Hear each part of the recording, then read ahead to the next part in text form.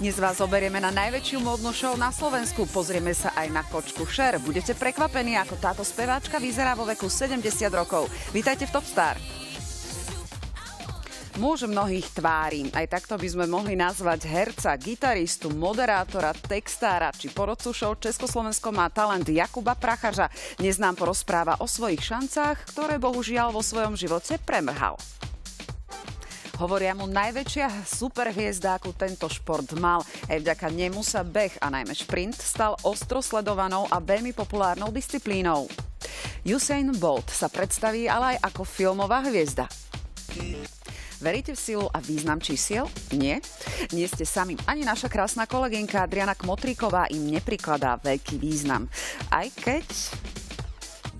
Povedali by ste, že taká slávna celebrita, ako je Helena Vondráčková, cestuje vlakom? Nie? Tak sledujte, s akou ladnosťou sa prechádza po bratislavskej hlavnej železničnej stanici. Výrazne pomohli desiatky plastických operácií, ale hlasivky sa vylepšovať nedajú. Cher je pojem, ikona a veteránka hudobnej scény. Navyše stále má čo ponúknuť. Aktuálne veľmi potešila davy svojich fanúšikov, pretože oznámila svoj návrat. Speváčka Tina je mamou dvoch krásnych ratolestí. V spoločnosti ju často nevídať a ani do spievania sa jej nechce. Jej muž, reper Separ, si ju vraj na materskej dovolenke poriadne hýčka. Oscarový Leonardo DiCaprio sa snaží očistiť svoje meno od jedného z najväčších finančných škandálov sveta. V lete obvinili jeho nadáciu, že sa podielala na sprenevere až 3 miliard dolárov.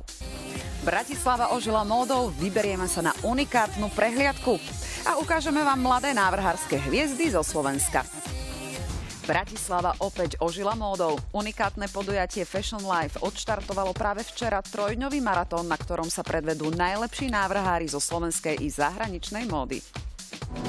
Celeste Buckingham a Matej Vávra tvoria pár už nejaký ten rôčik. Nie to láska na celý život, ktorú spečatia dve umelci sobášom?